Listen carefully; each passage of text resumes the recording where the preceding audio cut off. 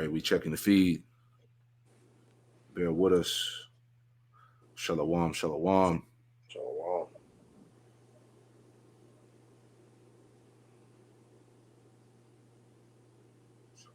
All right, we in there. hmm? Okay, this is a response to the radical Hebrew Israelites. All right. Thank you, Director Ray. Thank you for being with us today. And I know you've been here for a very long time. Um, we have spoken many times about Black identity extremists, and I definitely want to ask you about that today. I understand that the Bureau no longer uses BIE and instead categorizes these cases under the broader label of racially motivated violent extremism.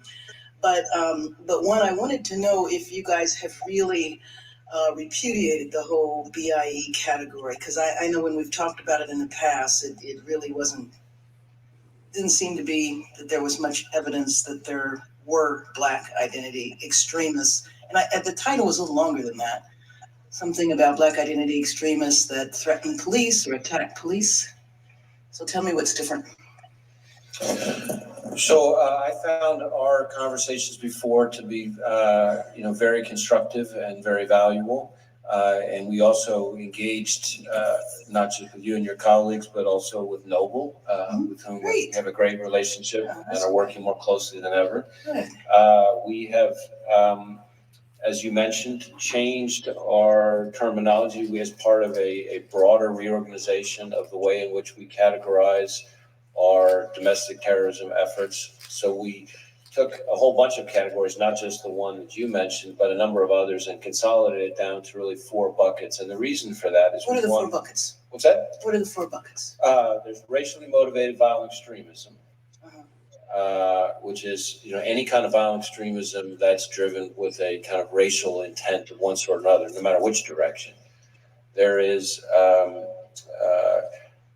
anarchism/government extremism. I may not have the label right, but that covers kind of variety of everything, sort of certain kinds of militia stuff, all the way over to kind of more of the anarchist, maybe sort of Antifa-like kind of methodology.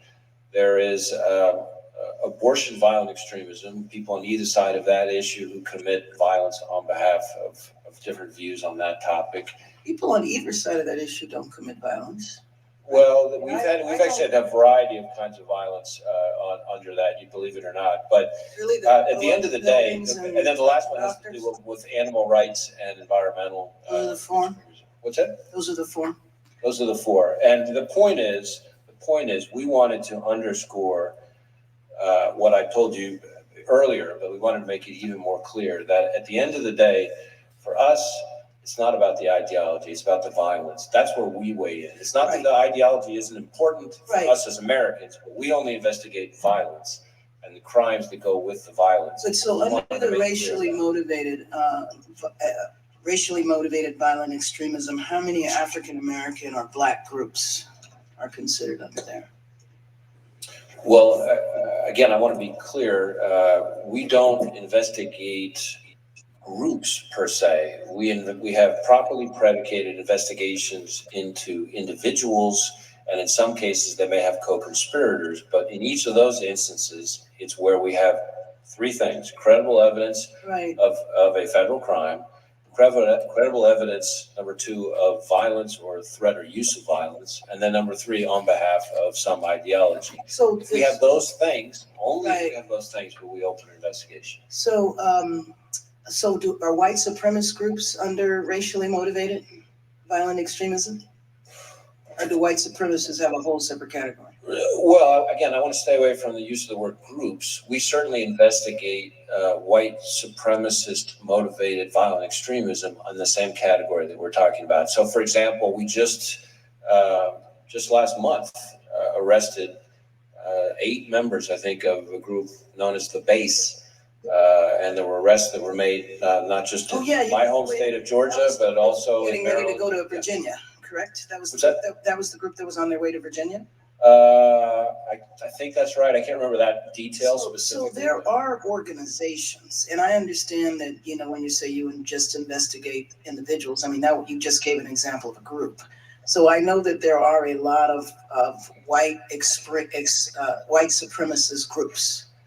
And so my question to you is about black groups. And so I don't know, maybe they're black individuals, but under the category of black identity extremism, formally, there were organizations such as the one in Texas and the individual in Texas that was arrested. He was incarcerated for a while, and then after being incarcerated and going on trial, he was released. He had activity on a website, and he also had literature when he was arrested. Are you familiar with the case that I'm talking about? We've talked about it before. I think so, yeah. So my question is, are there African Americans or black groups or individuals that are currently a part of the racially motivated violent extremism category? Well, again, I don't know that I would speak in terms of investigating groups. We investigate individuals, and in some instances, individuals with co-conspirators. And I would say certainly there are individuals who we categorize and track under the racially motivated violent extremism part of our program management, who are African Americans targeting others. So, for example, you probably saw some of the reporting about the killing of the individuals in Jersey City, including the killing of the people in the kosher supermarket. I did. Those individuals were associated themselves with something called the Black Hebrew Israelite. Oh, I'm very familiar with them. So we are that. Uh-oh. Hold on. You know we got to repeat it. Including the killing of the people in the kosher supermarket. I did. Those individuals were associated themselves with something called the Black Hebrew Israelite. Oh, I'm very familiar with them. That would be in that category. So let's use that as an example, because I'm very familiar with that group. That group is in several yeah, well, excuse me, but I'm taking the prerogative of the chair. Using that group as an example, is that a group, because they are open, you see them on street corners in different groups, that they're not a secret group at all. Is that group part of the racially motivated? Hey, that's proof. Hey, Isaiah 13:2, right? Yep. This word has gone up to the gates of the nobles. That's right. All right.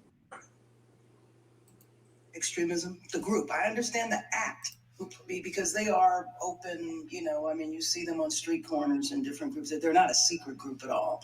Is that group part of the racially motivated extremism? The group. I understand the act that took place. I understand the individuals, and it's not clear their level of association. What I would say to you on that is that we have some investigations into individuals who associate themselves with that movement. Beyond those two people? Yes. Okay.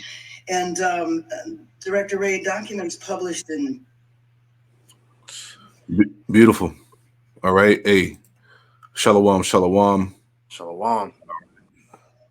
GMS Charlotte back at you with another live lesson through the spirit and power of Yahweh Shema Shai.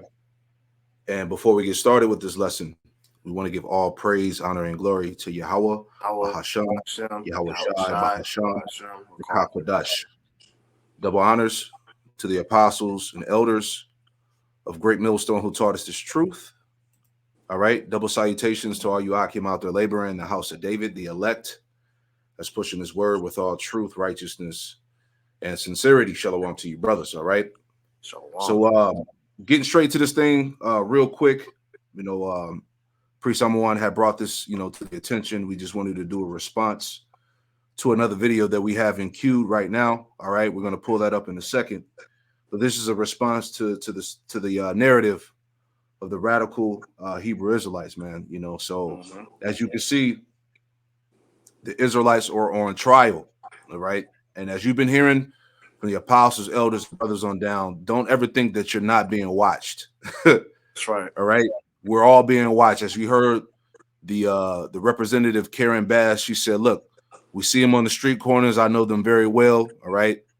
This This devil's playing semantics like they're not watching us, and they're concerned about the violence. No, they're watching groups. They're going back to the origins, the roots. They're trying to figure us out. They're trying to cue up that perfect narrative to demonize us and officially roll on us. We are in those times, man. All right, but you got it, Priest. Yeah, I want to get this what you quoted real quick just to bring it in. So this is Isaiah 13:2. It says, "Lift ye up a banner upon." I'm starting 1. It says, You got "The it. burden of Babylon, which Isaiah the son of Amos did see," because ultimately this truth is a burden on Babylon, man. All right, because with this truth, man, it's bringing all type of turmoil to Esau, Edom, and his hegemony. Shit. It says, "Lift ye up a banner upon the high mountain, exalt the voice unto them, shake the hand, that they may go into the gates of the nobles." And this is what Hey, is being done. beautiful. Now go ahead. Yeah, I bro. didn't mean to cut you off. No, you good. Because that banner that's being lifted is the standard that the Israelites are bringing for our people, man. Because what That's we're it. doing with this message is turning our people back to Yahweh Shem Shai, giving them the correct way of how we're supposed to be operating as the Israelites, man. You know? We're being discussed on panels. All right. Yes. We're being discussed on high level panels. You got this going on, right? You had the whole Davos thing that's going on. You don't think that the subject matter about the Israelites, all right, the so-called blacks, Hispanics, Native Americans, all out there across the globe proclaiming the downfall of this system, all right, exalting the name of Yahweh Shai, Yahweh Shem Yahweh Shai, all right, this is a major problem, man, Right. right? So we're doing this lesson to show you how real this war is, man, all right, on how this devil is really preparing that narrative to come down upon Jacob, right? Man. Esau is the king of semantics, man. That's why the scriptures tell you, blessed are your eyes for they see and your ears for you hear. Because if you're seeing what's going on, if you're hearing what is being talked about, Esau has been openly addressing us for years. You know, Come, the Davos meeting is just further proof of that, because what was one of the main things that they said that they was want to talk about? They was addressing so-called conspiracy theories, which we know, reading between the lines, they were really talking about us, man, because what they're saying as far as us calling ourselves the Hebrew Israelites, man, the real Hebrew Israelites, the real Jews, all right, that pretty much it brings a cloud, it brings question marks to their whole narrative of being the true people. So that's right. this whole talking point of who is the real Israelites, man, is causing the uproar in the world, and so they're trying to find a way to pretty much silence us without openly addressing us, because they openly address us, then that means they have to deal with what we talk about, which shows they can't combat us being the real Jews according to the scriptures, man. The Yeah, Israelites being to the scriptures. that's right. That's right. Hey, get Revelation 11 and 11 real quick, and then if you want to, we'll jump into that video and get into the meat of it all. Time. This is Revelation 11:11. It says, "And after 3 days and a half, the spirit of life from God, from Yahweh Shem Shai, entered into them, and they stood upon their feet, and great fear fell upon them which saw them." Yeah, there you go. So that's the time, the prophecy, the 350 years of basically the acknowledgement of Israel being dead in the earth. All right, we were called by another name, proverbs and bywords, and now through that breath, all right, through the breath of life has entered in back into what the Lord's people, That's right. you know, and now they're standing upon their feet. And what did it say? Great fear, all right, fell upon them that saw them. So this is what it's about, man. All right, regardless of what happened, all right, you were not going to stop the prophecies. Okay, the awakening of the elect could not be stopped. No, even if Esau tried to, Mm-hmm. right? Make that point in Isaiah 59 as well. Con. This is Isaiah 59:20. It says, "And the Redeemer shall come to Zion, and unto them that turn from transgression in Jacob, saith the Lord." Right. Right. So to them that turn, okay, to them that turn from transgression. All right, because what's happening? Right, you got Jake that's letting go of the idols. He's coming out of the churches, right? He's calling on the name of Yahweh Shema Shai, right? Jake is waking up, keeping the dietary laws to the best of their ability, reforming in ways, right? Mm-hmm. The scriptures tell us to what? To come out of Babylon.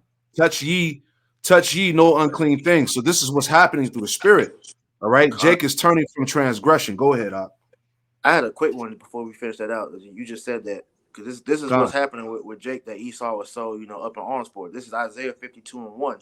Awake, awake, put on thy strength, O Zion, put on thy beautiful garments, O Jerusalem, the Yep. holy city.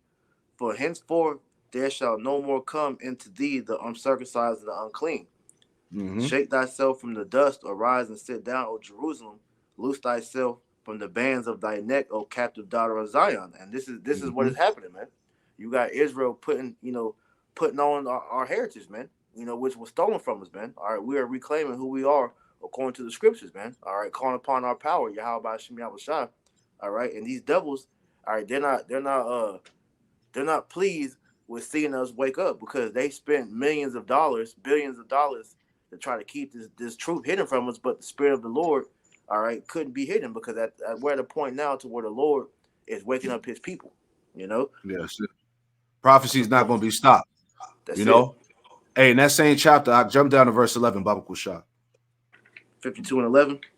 Yep. Yep. Before you go back to the Isaiah 59. This is Isaiah 52:11. It says, depart ye, go ye out from thence. Touch no unclean thing. Go ye out of the midst of her. Be ye clean that bear the vessels of the Lord. Yeah, you see that? So the Lord said, touch no unclean thing. Go ye out of the midst of her. Be ye clean. All right. And what does that mean?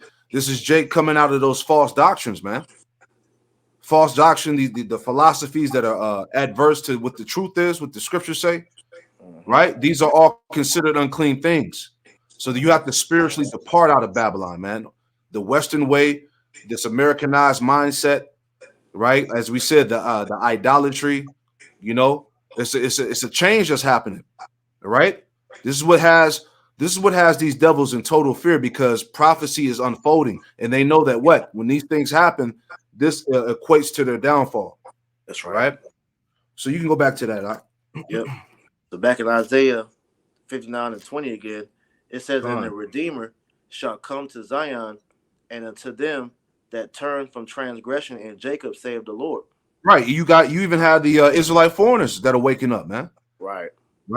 That's their spirit jives with the doctrine. Right.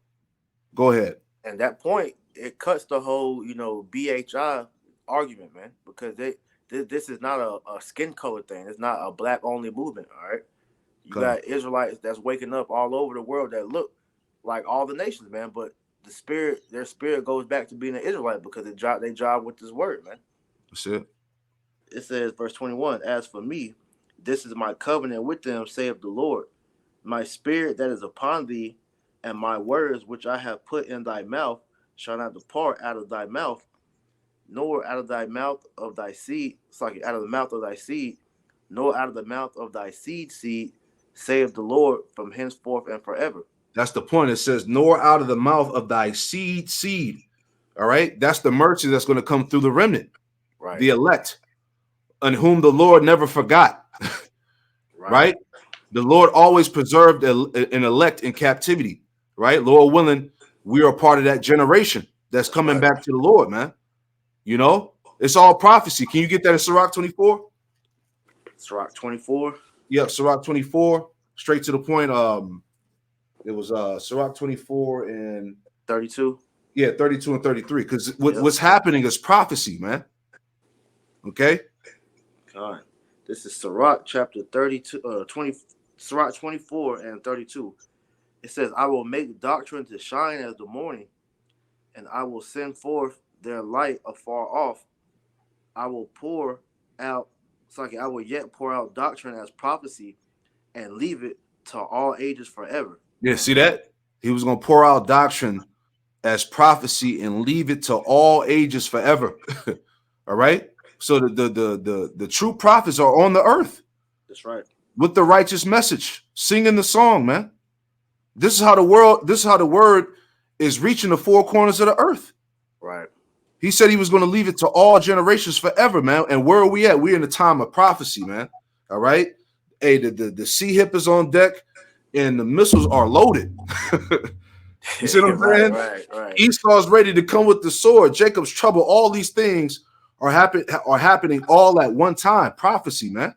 Kind. Hey, we are in a collision course with this devil, man, because we're getting to a point where he has no choice but to address it head on, man. Come on. Because this truth is consuming him, man. And that's right. how you can tell, because the video that we're responding to, this is I believe from a Amalek, news channel, but it says all the radical Hebrew Israelites, the real Jews. And in this video, I find it ironic because the one we played at the beginning, it totally, cuts what that damn Edomite was talking about, man.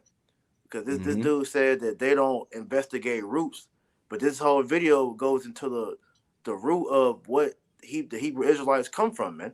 And when you watch this, when you watch the entirety of this video, they literally break down where this came from, man. All right, they go into how the slaves, all right, believed that they were the Israelites, leading all the way up into the commandment keeper. They even touch on Abba Bivens, man. So they did extensive research to go into where we get our ideology from, man, and how we tie it back to the scriptures, man. They go into the transatlantic slave trade, all of that, man, and tie it back to us, to the scriptures, man.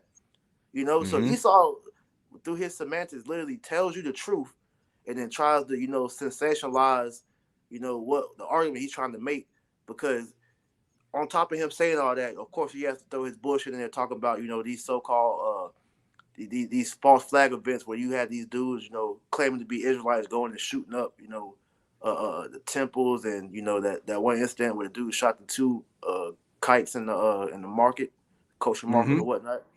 Yeah, which those were all crisis actors, man. You had the dude. Exactly. He had a what you call it, a fraudulent slip or whatever it's called.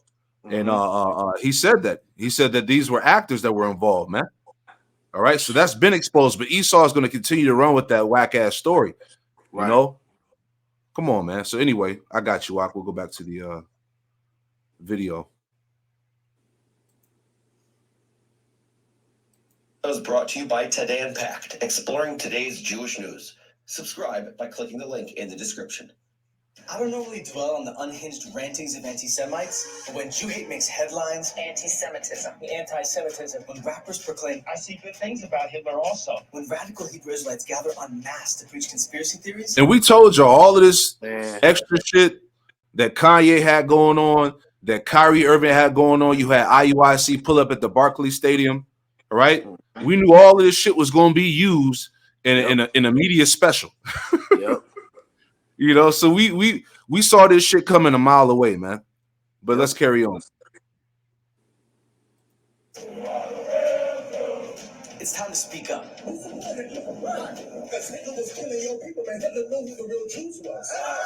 These groups endorse a toxic mix of anti-Semitism, xenophobia, and a whole lot of other hatreds.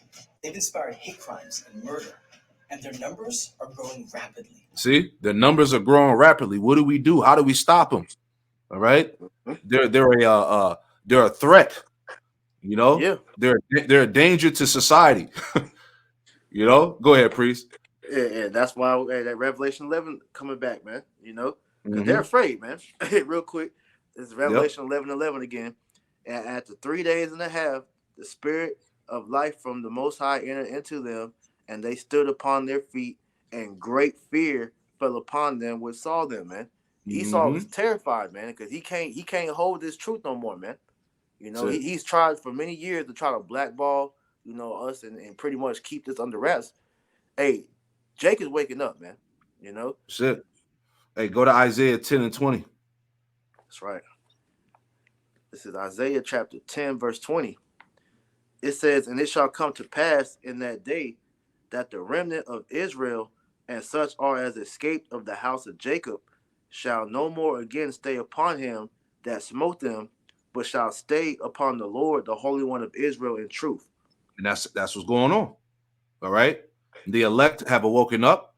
All right. And they're no longer leaning upon the lies of Esau. All right. His ideologies, his philosophies, his so-called religion. All right. Jake is acknowledging the truth. Many shall see it. Matter of fact, let me get that instead of quoting. All right. This is Psalms 40, before we go back into the video real quick, Psalms 40 and verse 3. And it reads, it says, and he had put a new song in my mouth, which is this wisdom, knowledge, and understanding, even praise unto our power. And it says, many shall see it. Okay. Many are seeing the videos, the prophets on the highways and hedges getting the understanding. All right. The edification. It says, many shall see it and fear and shall trust in the Lord Yahweh Shem Yahushai. Hey, Jake is waking up. He's coming back to the name of Yahweh Shem Yahushai, speaking the Lashawan Kodash, you know, changing his life around. They understand who the devil is. All right. They can see the prophecies. Once again, the advantage. That's the advantage, right? Yeah. You know? So who are these guys? Where did their beliefs come from? And how should the Jewish community respond to them? See, that's the point. This is where it all boils down to. Right. You know, how can the 48ers respond? All right, because hey, the damage control is out as we showed you here. All right, you have the Salakia. Where is it at? You know, they have it in the ADL. Yep. All the different extremist sects of the so-called Black Hebrew Israelite movement. All right, so they got it all set up. Hey, this devil is trying to build a case on us, man. Yeah, you know, Amalek is hurt. Very. Our story starts with one of history's ugliest injustices, the transatlantic slave trade. For 400 years, the backbone of the world's economy was the buying and selling of human beings based on the color of their skin. Enslaved Africans in the Americas suffered every torture you can imagine. But while bodies can be enslaved and maimed and killed, faith is much harder to destroy. These communities found hope in the biblical story of the Exodus. Like the ancient Israelites, they knew firsthand the bitterness of slavery. Most enslaved Africans were forcibly converted to the Christianity of their enslavers. But for some, the profound identification with the ancient Israelites crystallized into a theology known as Hebrew Israelism. As far back as the plantation, if you listen to a lot of old Negro spiritualists, wade in the water, go down Moses, they are spiritually connecting to the strength of Israel. It's not necessarily just about identity. It's about a sort of like spiritual connection with God. No two groups of Hebrew Israelites were quite alike. Real quick, I want to bring out a scripture. All right, because hey, it's all the spirit. You know, it's the curses, man. All right, I want to read this real fast. This is Daniel. All right, because this is what happened to Israel as a whole, as a nation. All right, you so-called Negroes, Latino, Native Americans, Hispanics. All right, dealing with the curses. Daniel chapter 9 and verse 9, and it reads, it says, to the Lord our power belong mercies and forgiveness, though we have rebelled against him. Neither have we obeyed the voice of the Lord our power to walk in his laws, which he set before us by his servants the prophets. Yea, all Israel has transgressed thy law, even by departing, that they might not obey thy voice. Therefore, the curse is poured upon us. All right, you can read about that in Deuteronomy chapter 28. All right, verses 15 on down. Therefore, the curse is poured upon us in the oath that is written in the law of Moses, the servant of power of Yahweh, because we have sinned against him. Verse 12. And he have confirmed his words which he spake against us and against our judges that have judged us by bringing upon us a great evil. It says, by bringing upon us a great evil, for under the whole heaven have not been done as have been done upon Jerusalem. All right, you're talking about the transatlantic slave trade, trans-Saharan slave trade, the Dutch slave trade. All right, torture, disease, family separated, plagues, being called by another name. Yep. Right, identity stripped. Come on, man. Right, one more. Deuteronomy 28. Yeah, that put all that in a nutshell, because that only happened to Israel, man. You so-called Negro, Latino, Native Americans. Con. I'm gonna finish it out. Last two, it says Daniel's 9 and 13. It says, as it is written in the law of Moses, all this evil has come upon us, yet made we not our prayer before the Lord, Yahweh Shema Shah, our power, that we might turn from our iniquities and understand thy truth. Yep. Right? But we're in a time now where this is happening. All right, the mercy upon the elect, the remnant. Okay, we're remembering the ways of our fathers. We understand what happened. The breath entered back into us. Verse 14, Daniel 9:14. Therefore have the Lord Yahweh Shema Shai watched upon the evil and brought it upon us. For the Lord Yahweh Shema Shai, for the Lord Yahweh Shema Shai, our power is righteous in all his works, which he doeth, for we obey not his voice. So this was the punishment. All right. You had anything, priest, or I'm gonna play on? No, you go ahead. Okay, come on.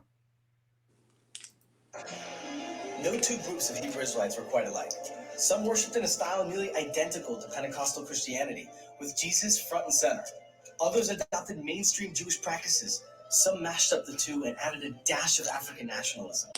No matter how they practiced, all congregations believed they were the descendants of the ancient Israelites who had once been enslaved in Egypt. But here's the crazy part that we never see mentioned in history textbooks. It's possible that some enslaved Africans identified so strongly with the Israelites because they were Jews, or at least of Jewish descent. After all, there's been a Jewish presence in Africa for thousands of years. You may be familiar with the Igbo of Nigeria or the Beta Israel of Ethiopia. But did you know that there were enough Jews in the West African Songhai Empire for the king to issue an edict of expulsion in 1492? So we shouldn't dismiss the possibility that at least some Africans held Jewish or Israelite identities well before their enslavement in the Americas. For the most part, early Hebrew Israelite communities got along with mainstream Ashkenazi and Sephardi Jews. But there's always got to be one maniac. A maniac is Arabic/Hebrew slang for a jerk. In the 1880s, that maniac was one Frank S. Cherry, a self-proclaimed prophet and founder of one of the earliest Hebrew Israelite communities, the Church of the Living God, the pillar ground of truth for all nations.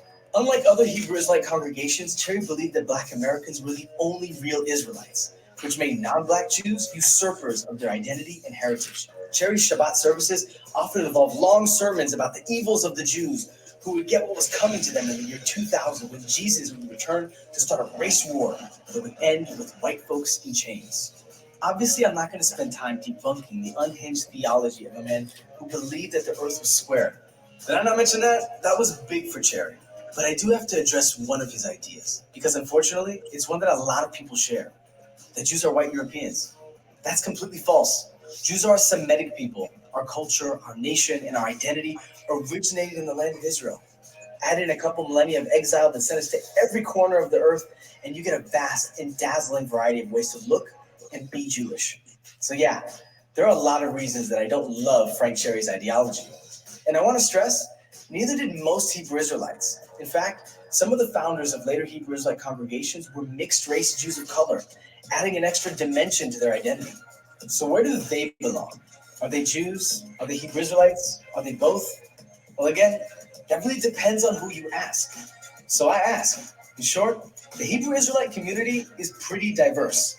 But Asher Moore, a 31-year-old Hebrew Israelite living in Israel, isn't particularly interested in definitions or labels. I'm not focusing on what separates us. I'm focusing on what connects us. If we want to focus on things that separates us, we can find a lot of those things. But my question is, You see, you got a lot of this. You know, this Man. is aiding in the confusion, man.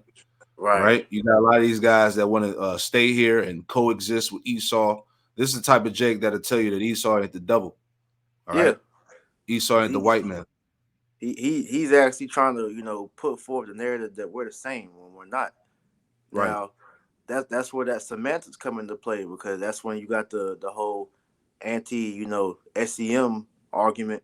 When we're Shemitic, us and Esau are both Shemitic, but once you get to the line of Jacob and Esau, that's where the split comes in. Where he's trying to they don't acknowledge that, and we actually got the proof, because we had a Jake that came from Israel and told us that they don't teach about Esau in their schools, man, they temple, Wow. So that goes to show you that, man.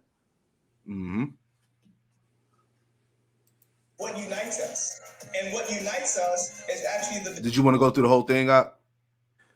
I mean, it's just gonna go into where pretty much where it began to come from as far as Abba Bivin. So I mean, we can get to that part and then stop it. Okay, let me know. Kind. desire to return back to our homeland. Unfortunately, no community is exempt from the prejudices embedded within the laws of their society. In the racially segregated societies of the 19th and 20th centuries in America, many would-be Jews of color who were seeking access to Judaism found those doors closed, forbidden from Jewish communities or houses of worship, barred from the knowledge and practice they saw as their birthright. That exclusion was painful, even traumatic, and it's one reason why the Jewish and Hebrew Israelite communities have such a complicated relationship. Rabbi Wentworth Arthur Matthew, founder of the largest Hebrew Israelite community in America, understood this. As the head of the Commandment Keepers movement, he dedicated much of his life to building bridges with mainstream Jewish communities. Though his rejection from the New York Board of Rabbis left Rabbi Matthew feeling stung and discredited, he never let his personal hurt calcify into resentment. Instead, he advocated fiercely for Jewish communities in Europe during and after World War II, encouraging his followers to maintain that spirit of brotherly kindness and sympathy towards the Jews. Rabbi Matthew would have been horrified by his former congregant Abba Bivens, who broke from the Commandment Keepers to found a new congregation that would soon give rise to some of the most noxiously anti-Semitic ideologies in America. And here's where the demonization. Here's when the demonization comes in. All right, Right. because the prophet said that Elijah will come back. All right, before the great and terrible day of the Lord. All right, and through Abba Bivens, all right, coming back, who we believe to be Elijah coming back in the last days. This was part of the foundation. All right, this is how you have the 12 tribe sign. The identification of the tribes. Basically the knowledge of Israel being pushed heavily. At that time. And if I'm not mistaken, he also began teaching that Esau was the so-called white man too, right? Khan. So that's where the demonization is starting from, because none of those other guys that were teaching about Israel, they were never linking Esau with the so-called white man. So that's really where the whole demonization is starting from, man. Right, because he's being identified. Let me get something real quick. Khan. Real quick, bear with me. This is 2 Thessalonians, because don't the scriptures say that we're in a time where the wicked would be revealed? Yep. All right. This is 2 Thessalonians chapter 2. All right. And we'll just start at 5. All right. 2 Thessalonians 2 and 5. It says, "Remember ye not that when I was yet with you, I told you these things, and now you know what withholdeth that he might be revealed in his time." All right. So we're in a time of what? Of the so-called white man, who is the Edomite, is being revealed. He's being revealed. He's being identified. He is the source of what's going on the earth. That's right. He is the biblical Edomite that would be ruling in the last days before the return of Hamashiach Yahushua. That's right.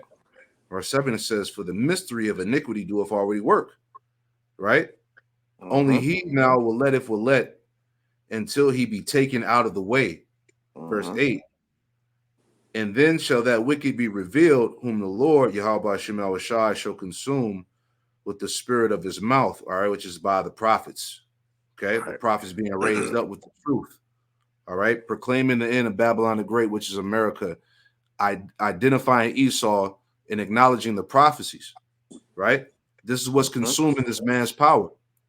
It says, "And then shall the wicked be revealed, whom the Lord shall consume, Yahweh Shemel Shai shall consume with the spirit of his mouth, and shall destroy with the brightness of his coming," because Yahweh Shai is physically going to come back with the host of angels and take down this man's system. Right? That's right. You have something, I'm going to finish it out.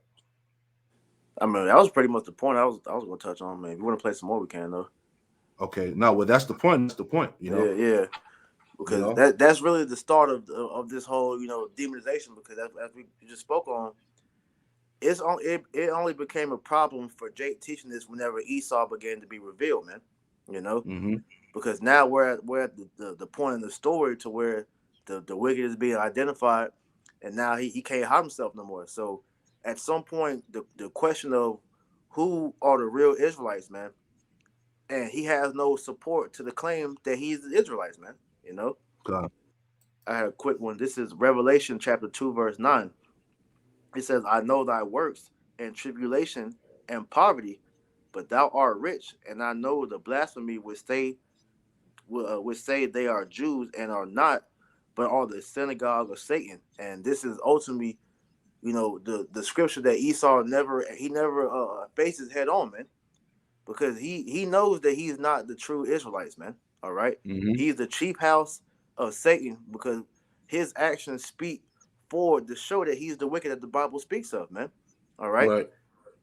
because ultimately what He, it is that he's angry that we are, coming back to our senses. All right, and we're, proclaiming our birth. We're about to inherit our birthright, which is the kingdom of heaven, and he doesn't want that to come out, because then that will show that he's about to be destroyed, because the Bible says that Esau, his end is destruction, man. You know. said he would be the end of the world. Real quick, Isaiah Yep. 19.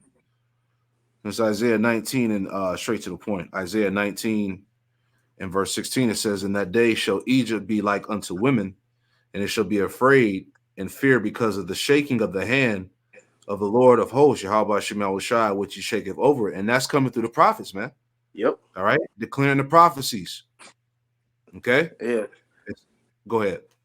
Because I was gonna say, because if this whole thing was about, to include, they're trying to make it to where Esau was, according to the scripture, if the scripture would allow Esau to be, delivered, he'd be a part of the kingdom, then he wouldn't have no problem with us teaching this, man. And this is why you have, certain groups speaking that BS, talk about, Esau can be saved, but because we're telling him that he has no part in the glory that's about to, come to the Israelites, this is why he's mad, because like we said, this is detailing his fall, his destruction, man. Yeah. It's all propaganda. All right. Because we are in an information war. All Yep. right. And this war is going to turn physical. All Yep. right. You're talking about persecution, man, being rounded up, thrown in jail. All right. Death. These are the things that come along with this thing. All That's right. right. This is how real, like I said earlier, this is how real this battle is. All right. I'm going to finish this out. Isaiah 19 Mm-hmm. and 17, it says, "In the land of Judah shall be a terror unto Egypt." All right. Judah had to wake up first, Yep. and then the rest of the tribes follow suit. But the point, the prophets as a whole are become a terror unto Egypt. Mm-hmm. All right. Because first and foremost, what is going on? Exposure. Esau being revealed. All of his secrets, all of his plans, his devices are being laid out on Front Street. His grand ambitions to take over the planet. All right, to rule the world in this under this device. All right, the things that he's been doing, the sacrifices, so on and so forth, man. Okay, he's been revealed as the wicked.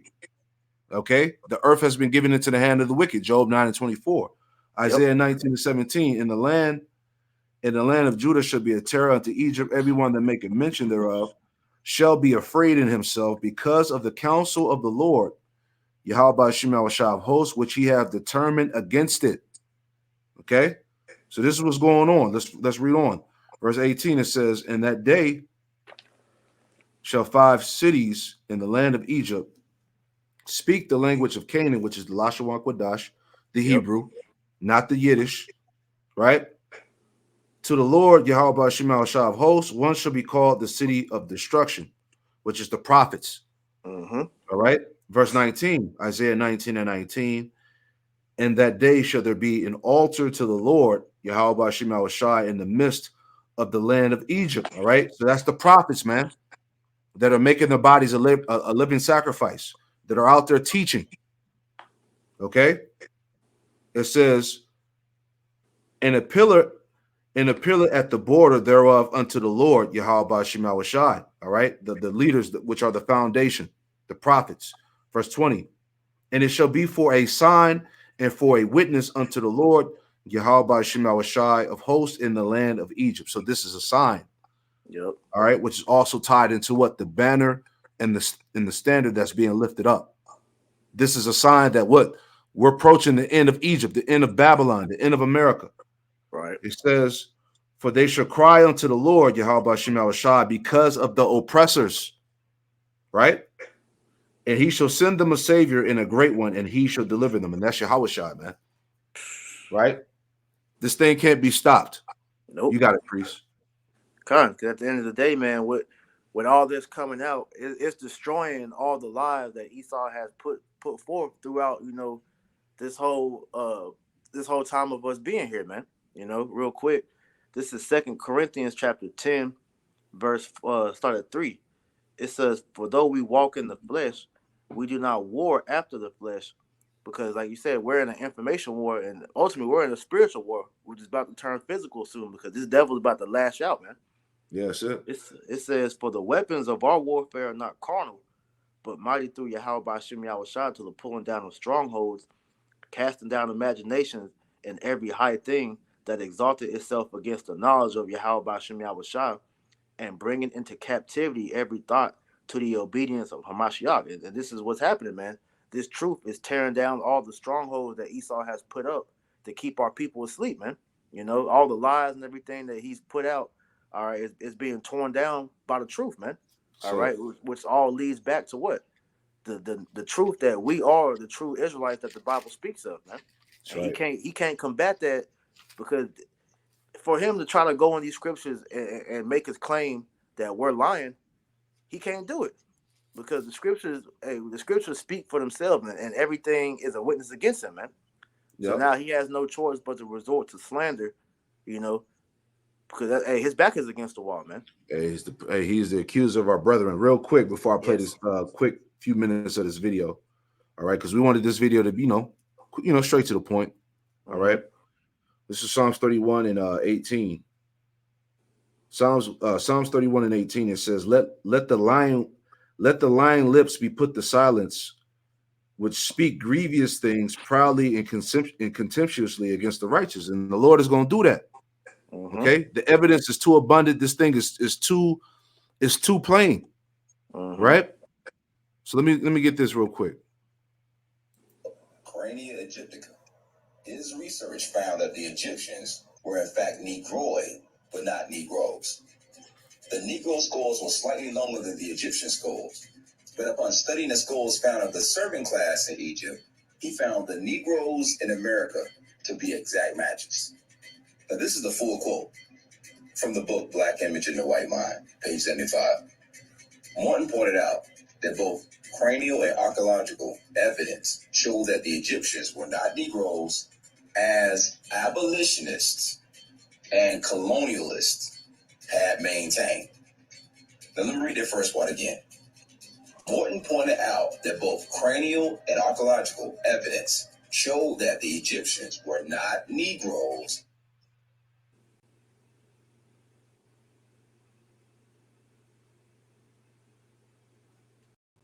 Morton pointed out that both cranial and archaeological evidence showed that the Egyptians were not Negroes, as abolitionists and colonialists had maintained.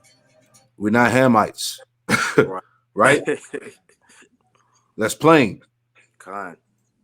And in fact, blacks have been regulated to the same servile position in ancient Egypt as in modern America.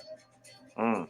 Now, why did Morton say that both abolitionists and colonialists connected the slavery of the Negro in America to Egypt? Now, when anyone thinks slavery and Egypt, the images that come to mind are usually connected to one time and one event: the Exodus. Mm-hmm. The story of the oppression and bondage and redemption of Moses and the children of Israel under the heavy hand of Pharaoh Thutmose and the ancient Egyptians. Morton makes the claim that abolitionists and colonialists claim that the blacks were Egyptians. Yet his studies of skeletal remains, mummy heads, and tomb inscriptions, proved by Egyptologist George R. Giddin, prove that blacks in America had a connection to Egypt, but were not Egyptians. Woo! So you hear that? Had a connection to Egypt, but we're not Egyptians. Yeah, we were there in Egypt, but we're not the Egyptians. We were the slaves, the Hebrew slaves under the Egyptians, right? Right. And this is what they're finding through archaeological evidence, right? So the point of me even playing this is that the information is entirely too abundant, all right? And Esau is going to continue to come with this narrative, with this agenda, all right, to play on the ignorance of the people, like me and Priest was talking about, all right? Mm-hmm. Because hey, the prophecies are true. The word of Yahweh Shem Shai is true. Mm-hmm. You got it, Priest. Because we're in the time of Israel turning back, man. That's This it. is Hosea chapter 3, verse 5. Afterward shall the children of Israel return and seek the Lord their power and David their king, and shall fear Mm-hmm. the Lord and his goodness in the latter days. And this Got is it. this is what's going on, man. All right. You got Israel seeking their power. Okay. Our people are turning back to the true names of the Heavenly Father and and his son Yahweh Ba'Shem Yahushua. It That's says that right. David their king. All right. Because Mm-hmm. hey, King Marshaw, which came up under the teachings of Abba Bivens, all right, is one of the pillars of the truth that we have now, man. All right. So That's we, it. we are seeking King David, our king, man. It says, and shall fear the Lord and his goodness in the latter days, man. And that's what you're seeing taking place, man. All right, Israel turning back to Yahweh by Shem Yahushua in the land of our captivity, like it tells you in Baruch 2. All right. Because we Yep. know that we're in the end days where the Lord, Yahweh Shah, is going to return and deliver the remnant, man. You know? That's it. I got one more for you. Mm-hmm. Right. Just add on to what you brought out. This is Hosea 6:1. And it reads, it says, "Come and let us return unto the Lord, Yahweh Shemel Shai. He have torn and he will heal us." How did we get torn? All right. Slavery, Mm-hmm. genocide, losing our heritage, etc. But it said it said he will heal us. And how did the healing come? Through the word, Yep. right? The breath, the inspiration being put back in us. All right. It says, he have smitten and he will bind us up. Mm-hmm. Verse 2, Hosea 6:2. All right. And that binding up it starts with the elect through this knowledge. That's right. All right. Verse 2, it says, after 2 days, he will revive us. In the third day, right? Revelation 11:11. Yep. After 3 days and a half, it says, after 2 days, he will revive us. In the third day, he will raise us up. Mm-hmm. All right.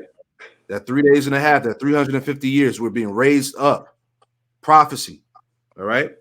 It says, and we shall live in his sight. All right. Because remember, Yahweh Shai being raised up, on the third day. This is symbolic of what? The mercy of the elect. All right. Being raised up now. As you quoted, Baruch, the second chapter?